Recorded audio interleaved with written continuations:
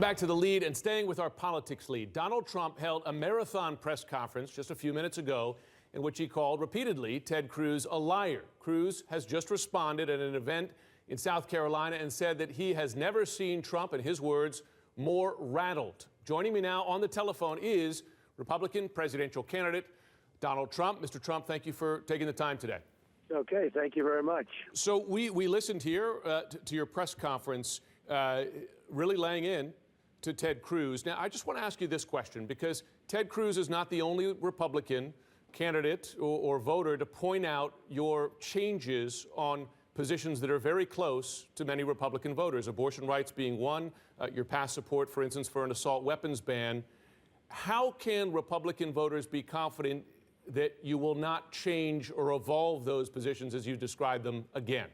Well, I've had these positions for a long time, and the positions are set, and they've been set for a long time, and he knows what the answer is, and he chooses just not to say it. I mean, and he fully understands that he's lying. And, you know, he's an unstable guy. I've watched him, and I find him to be a very unstable guy. What I do in life is I deal with many, many people. I built a great company, and I understand stability. He's a very unstable person. I think maybe because of, you know, the pressure of the campaign. I don't know exactly what it is, but where he'll take something like Obamacare, where I'm totally and absolutely, you know, going to repeal and replace Obamacare from its inception. And he'll say that I love Obamacare, which is so ridiculous. Anybody that's gone to any of my speeches have said very, you know, pointedly, and they see it, that I will repeal and replace Obamacare. But, so, Mr. Trump, to be fair on the health care issue, I'm just quoting from your 2000 book, and granted this is a number of years ago, and granted politicians change positions, but you said we must have universal health care. Yeah, long before Obamacare, number one, and all I want to do is take care of the people. It's very important that when you have health care, you may have some that are, you're not going to let your people die in the street. If I'm president, people in this country are going to be dying in the middle of the streets. So it's very important to me. Now, that's not universal. It's not anything. It's common sense. And, you know, somebody was saying at the debate, I said, I consider myself a common sense conservative. But you have to take care of your people. But we will find a replacement, whether it's health care savings plans. You know, there's so many different plans that we can do that are so good. And the beautiful thing, Jim, is that I'm not controlled by the lobbyists and special interests because I'm not taking money from them.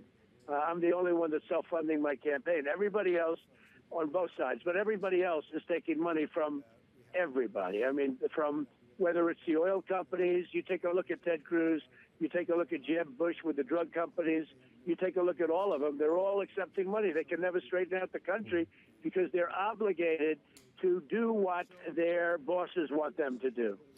Let me ask you this, just in terms of Senator Ted Cruz's response to your press conference a short time ago. In his words, he says that you're rattled. This is a sign of you being rattled in this race as South Carolina gets closer. Are you rattled?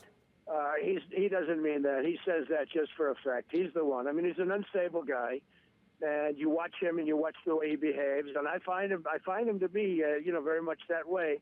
And he's just using that expression because he likes it, and you know, it's just ridiculous.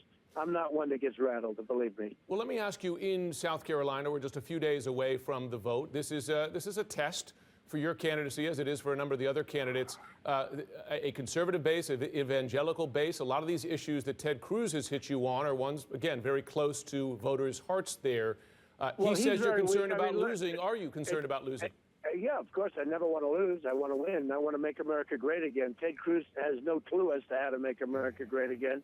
He has not employed virtually a person in his life. I mean, maybe a secretary. The man has not employed anybody. I've done tens of thousands of people over the years with health care, with education, with everything that you could have. I mean, I've been a massive employer, built a great company. I filed my papers, documents. I built a great company over the years, far, far greater than anybody ever anticipated. And, you know, a lot of people said, oh, maybe he won't file because maybe the company's not as good. Turned out to be much, much better. And, you know, these are people that will never, ever be able to do the great trade deals that I'll do. We have to make our country rich again in order to make it great again. But guys like Ted Cruz, it's all talk, it's no action. I have to ask you, as the rhetoric between you and Mr. Cruz and others reaches this sort of vitriolic pitch, I wonder if you're concerned at all that that will hurt you or whoever the Republican candidate is in the general election in the fall. It probably will to a certain extent, but I think we'll get over it, whoever it is. I think you get over it and you go and you have to fight Hillary probably, or whoever it might be. Maybe it's Bernie. I can't believe how poorly Hillary's doing. But probably it's going to be Hillary because she's being protected by the Democrats. Otherwise, she wouldn't even have an option of running. But, yeah, it's. I don't say it's a good thing. Don't forget, I wasn't going to do negative ads. When I saw a negative ad go up by Cruz, I put up a negative ad. I wasn't going to do. Remember this, though. The politicians are controlled by the special interests. It's one of the reasons we're doing so badly. It's one of the reasons we have these massive trade deficits. We have the biggest trade deficits. I mean, virtually, it's inconceivable that there could be so much. Hundreds of billions of dollars. And the politicians will never fix it because the people that control them are the ones that are making the money, but that's what's giving us the trade deficit. Let me ask you about a specific line in your press conference, because you seem to be questioning Ted Cruz's Christianity, saying that by lying, as you allege, that he couldn't possibly be a Christian. I wonder if that was what you were charging there. No, I'm saying this. He lies. He lied to Ben Carson. He lied about Ben Carson's votes in Iowa. He took his votes away, thousands of votes, most likely thousands of votes. And he said Ben Carson left the race. He said Ben Carson essentially is not running. Give us your vote. A lot of people, thousands of people, which probably affected the end results, by the way, just so you know, beyond Ben Carson. But he took thousands of votes away from Ben Carson by lying and saying essentially that Ben Carson had quit the race. That is disgusting. He then did a voter fraud. It was a voter fraud. It's called voter violation.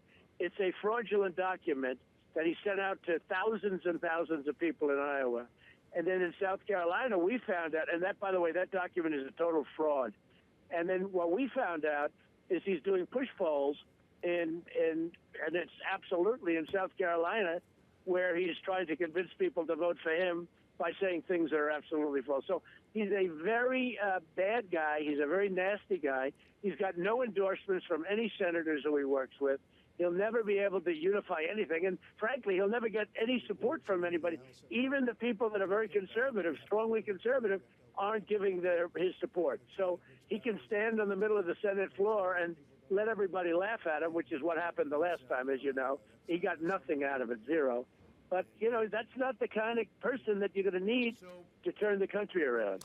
Mr. Trump, I want to ask you about one more thing you said in your press conference. You said of DACA, which grants undocumented immigrants who enter the country before their 16th birthday and before June 2007 to receive a renewable 2-year work permit and exemption from deportation. You said, quote, I think it's great.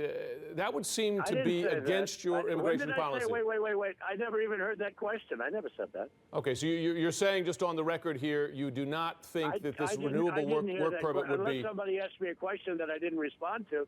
No, I didn't hear that question. I know nothing about that. Okay, so no support, to be clear, for what amounts in effect to a visitor worker program. I mean, Jim, you're putting a question up that I don't even... I just left the press conference. I didn't hear that. It must have been a different question that you heard. Okay, Donald Trump, thanks for taking the time. We appreciate the chance to talk to you. Thank you very much. Bye. Donald Trump joining us on the phone now.